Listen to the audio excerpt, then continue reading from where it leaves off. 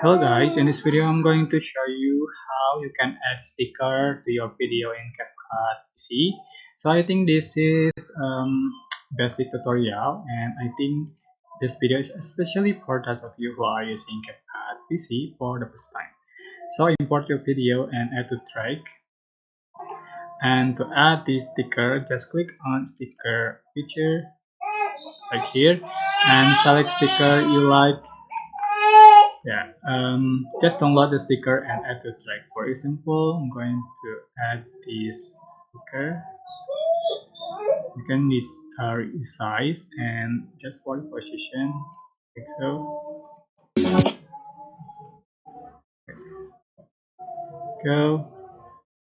You can add another sticker. Just add to track.